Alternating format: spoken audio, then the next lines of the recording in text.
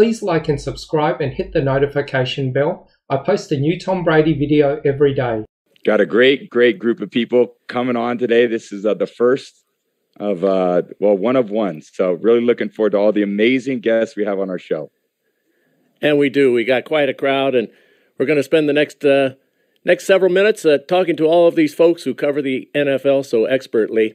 We got them from all the networks, all the top reporters, analysts, play-by-play folks. We've got a good selection. So they're going to fire away. It's kind of like Kentucky basketball, one and done. You get your shot. If you want to follow up, go ahead and follow it up. So we're going to start with the Dean.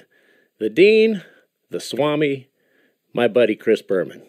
Go ahead, Boomer, fire away. Well, I've never felt so old, but then again, I'm with Tom. Jim, Tom, how are you? Good, Swami. Good seeing you, big guy. We're doing great. You're amazing, man. I knew you were tough, but I mean, the fact that you've done a show with Jim Gray for a dozen years, that elevates your level of toughness, pal, to me. Amen. I don't know how you do it. 600 touchdown passes. My arm hurt when I reported that last night or did the highlight. Did yours? I had a wonderful night. I had my daughter. I was throwing passes to her in the locker room after the game, and we actually had the football. I got it right over here. Wow. Hold on. Who would think that the football would just be... So she was actually the last person to catch this pass. It wasn't Mike's touchdown. It was my daughter in the locker room after the game. Nice. So, it was pretty sweet. It's good to have her there. Nice. Congratulations. Yeah. Listen, we got a lot of folks on here, so I could be an old senator and go on and on and on, but I won't. We did a lot of interviews through the years, and it may have been one. You might have been 36 or 37, Tom. I don't really remember. But at that time, I'm going back 8 years, whatever, you said you wanted to play to 45. All right. Yeah. And I went, okay, you're 36 or 37. Like, isn't that interesting? The question that I have for you is not, okay, so what's the number? That's not the point. Joe Namath told me a long time ago, he knew when it was time to retire when, beginning of his career, Wednesday, when they went to practice, he started feeling pretty good. And then he felt the hurts till Thursday, et cetera, et cetera. And then when he was putting on his uniform on Sunday and he still was feeling it, he knew this was it. How do you think you'll know when it's time? I'm not looking to put a number on it. How do you think you'll know? It's not going to be physically. And I think when I look at all the amazing people on this call here, you guys love what you do. So no one came to you at the same point and said, hey, you're done. You've had enough. So I don't think it's, in my mind, a physical thing. I think it'll be more mental, emotional. For me, that it's going to be about mentally, emotionally, I'll know, okay, I've done enough. And I don't think my body's going to give out. I really don't. Because I've, kind of spoke about that ad nauseum, just about how to take care of myself. And I really want to change how people think about sports and aging, because I never saw myself as like a prodigy. I really saw myself as someone who's really had to learn from amazing mentors over the course of my career. So I really want to educate people, because I feel like to see people actualize their potential is what has been the most fulfilling thing about sports for me, because of all the relationships I've had and because of all the memories that I've had from that. So if I can teach people anything as I go forward, hopefully I can be an inspiration in that way. And they can just learn from it and take the information I can. I try my best I can now, but I think it actually be exponentially multiplied in the future. Well, good luck on your next 600 touchdown passes. All right. Thanks, pal. Love you, big guy. Boom. Nice to see you. Boomer, thanks so much for joining us. We move to your colleague, the great Scott Van Pelt. You see him every night at 11 p.m. on SportsCenter. Hey, Scott, thanks for joining us. My pleasure, Jim. Tom, congratulations on the victory. I was going to ask if you'd turn your hat around for Cowherd, but I see his head hasn't exploded yet. So I think he's all right. He's all right. We're good. I've really been blessed, in a career, Tom, where I've talked to, the Sabins, the Belichicks, the Krzyzewskis, the Tigers, Kobe, people like you, etc. And I'm always amazed by this. If I ask them to talk about wins, they remember them.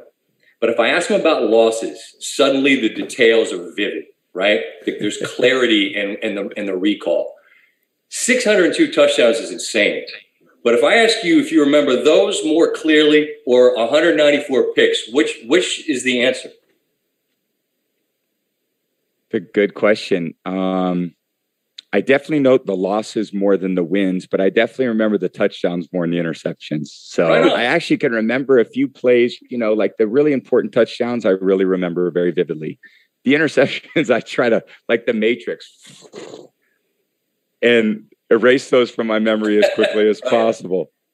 But I guess what I find fascinating though is how does that? I mean, I guess maybe that is it fuel? I mean, I'm just trying to figure out how taking the negative, and it's not that obsessing on it, but is it focusing on what led to that outcome that helps provide more of the results that you're looking for?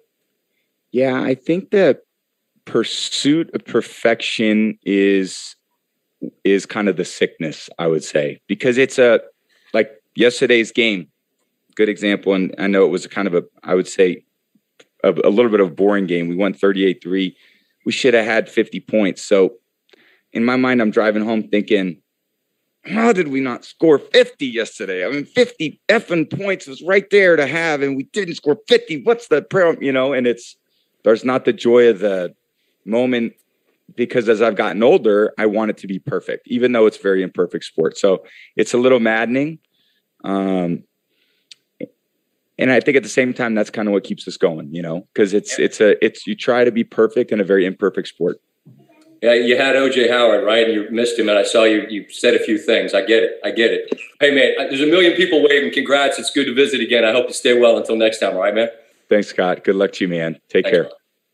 Hey, Scott, thanks so much for joining us. Tom, I just wanted to follow it up. When you threw the pick six to Robert Alford and you're down on the ground 28-3 in that Super Bowl against Atlanta, did that motivate you at the time?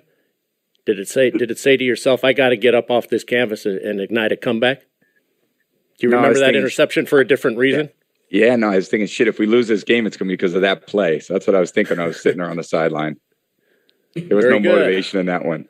Very good. Let's bring in our co-host, Larry Fitzgerald. Fire away, Larry. You're up.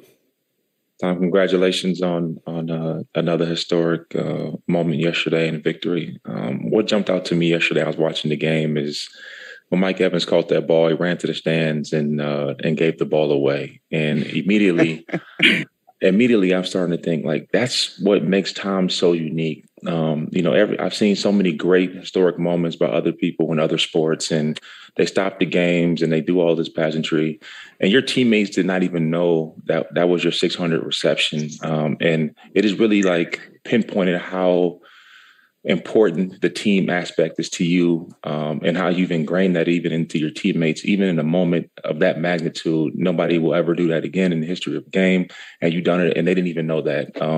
Talk to me a little bit about, like, the message throughout the week. Obviously, you're preparing for the game, and you're also thinking about doing something that will never be done again. So walk me through your psyche. Yeah, I love my teammates.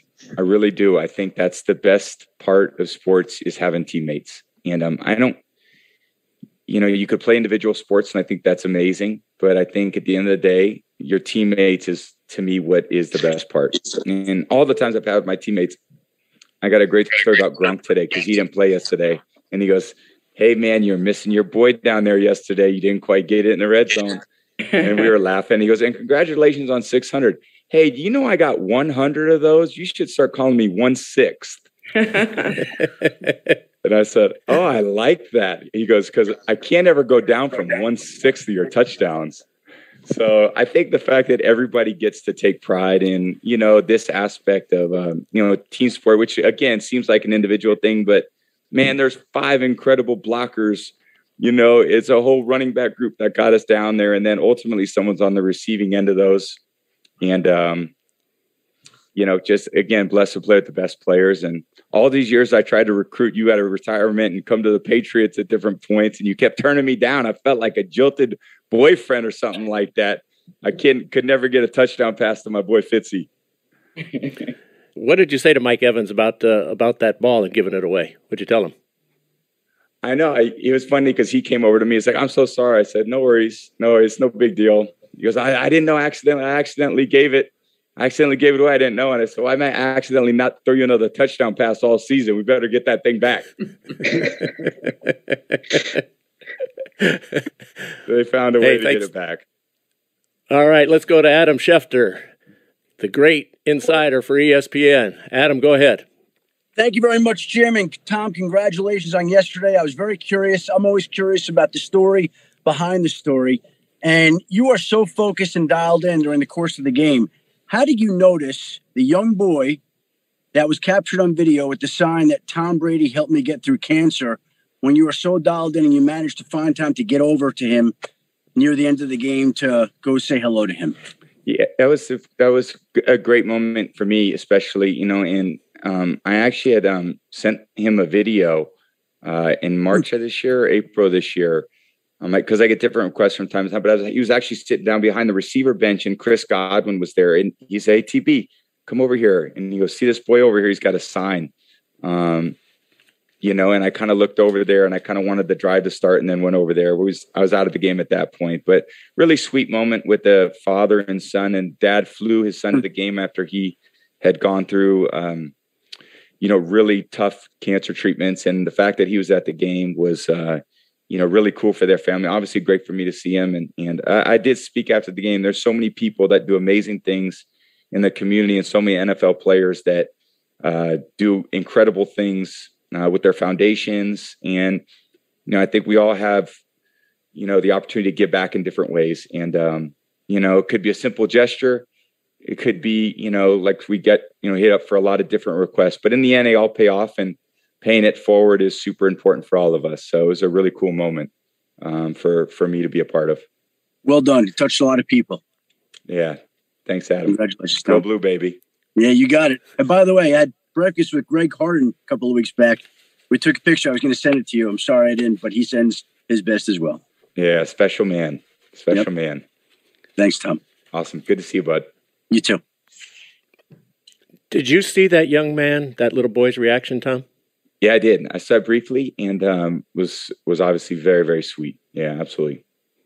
Great analysts, reporters, play-by-play folks, asking Tom questions this week, a bit of a different format. And we will continue with this format with Jay Glazer, Mr. Scoopage on Fox Sports. You see him every Sunday, does a great job. Jay, fire away. Need your audio, Jay. Come on, Jay. Hey, it's only 2 years on Zoom. It's taking me this long to figure out. You guys got me? Yeah, I got a question for you. Go ahead, Tom. So if you could fight any other sports reporter, who would you fight? All of them. Every one of them. I want to be ringside. Every one of them. Just the ones who, the ones who steal all of mine and Schefter stuff. That's it. So, look, you know me, I'm always serious. So I would never ask you a silly question like, what'd you tell the guy the night before you went to New England not to pull your fire alarm in the hotel? Like, I would never ask something like that. No, definitely not. Yeah. But look, you talked even before about like the sickness, right? Like, in order to be great, you got to be crazy.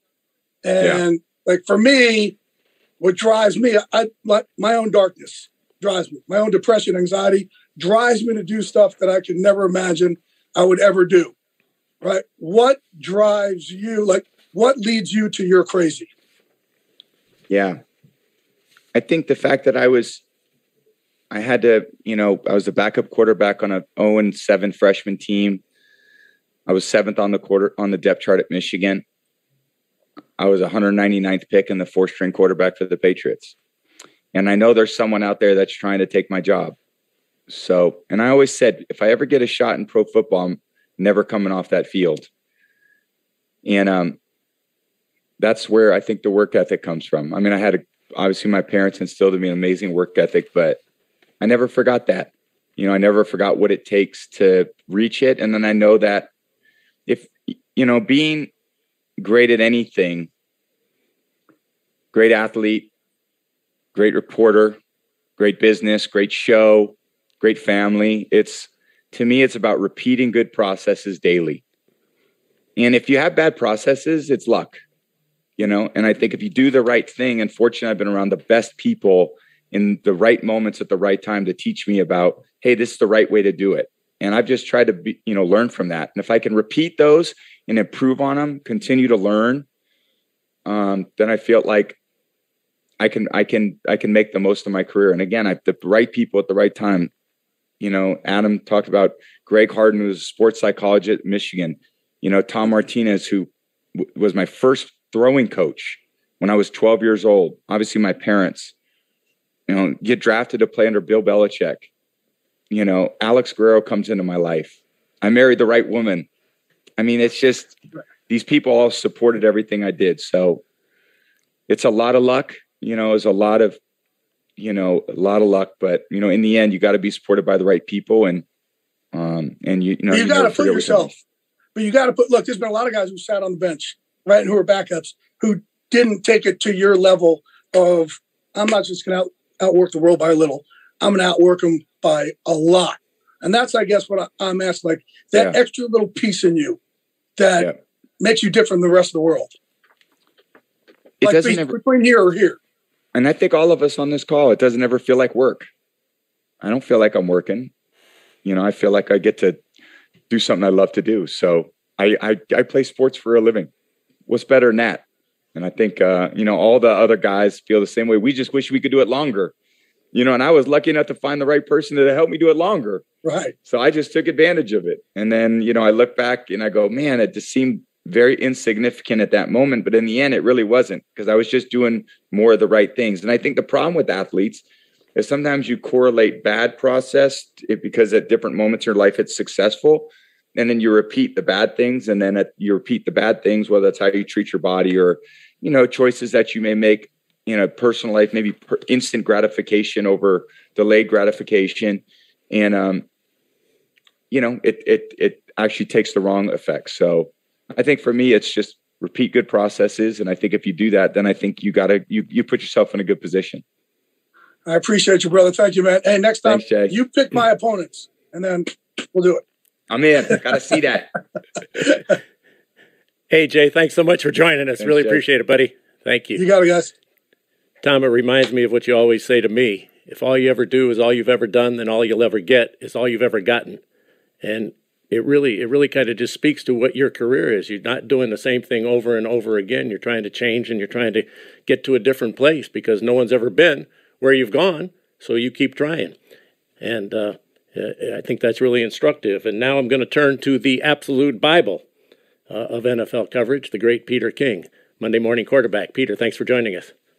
Hey, thanks a lot, Jim. Congrats, Tom. Thanks, Peter. Great to see you.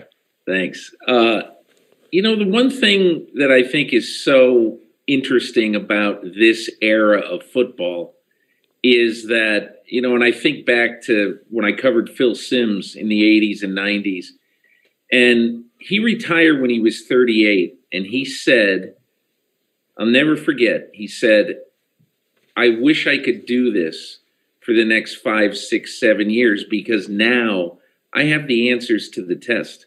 Yeah. Nobody can show me anything that I don't know the answer to. I can solve any defense now. And it was like he was in mourning about retiring at age 38. And I just wonder whether you ever think about that. These ridiculous numbers you're putting up now, I'm sure that so much of it is you go to the line of scrimmage and you look on the other side and you just say, my gosh, I know exactly what they're going to do. Yeah, I absolutely feel like that. And even the process of, watching film to me, what would probably take me, I don't know, half a day now takes me 2-3 hours. I can get through, and I'm someone who, the more I watch, the better it is, the more information I get. Like, so if I have 2 weeks to prepare, man, I'm way better than 1 week, and I can process a lot of information. So the more you give me, the more I can handle. So, I mean, Phil's 100% right. You get to be my age, just like, again, anyone who's had a lot of experience in their career, it should get easier as you get older because you've made a lot of mistakes. And I made so many mistakes over the course of my career, so many interceptions. And I tell you one thing, like in a game that pisses me off, if I throw an interception, oh my God, it ruins my night. I don't care if I threw 8 touchdowns. if I throw an interception, I do not want to turn the ball over. I don't want to put our defense in a bad position. So I err so much on being, conservative in a way that sometimes I miss opportunities because I know that, oh God, I made that mistake before. I don't want to make that mistake again, and football, you got to train it. So, over the course of the week of practice, you got to get yourself in the right frame of mind with the right speed of the play and, figure out where all the problems are. But I've run so many of these plays hundreds and hundreds of times. I know where every mistake can be. So it's a good feeling knowing that I essentially had the answers to the test, and then I could just make it a physical game because football is not a flowing sport. It's not like basketball or soccer or, a sport. There's start and stop. So with the start and stop, we get to restart every play. And if I get to restart every play because I'm on offense, I can really dictate everything, as opposed to defense. They essentially have to react to everything. So if I know the play and I know where we're going, I can essentially look at what they're doing and I understand where all the issues are. So if I get a little bit maybe behind a thinking process, it can be a little harder for me. But in the end, I mean, there's so much that I've seen that, if I could just make it a physical game and kind of close my eyes and know who's going to be open, I mean, I'm going to be really successful on that day. Hey, take care. All the best to you. Thanks, Peter. Great seeing you. That's it for this video. I post a new Tom Brady video every day, so please like and subscribe. That way you'll always have a new Tom Brady video to watch every single day. Thanks for watching.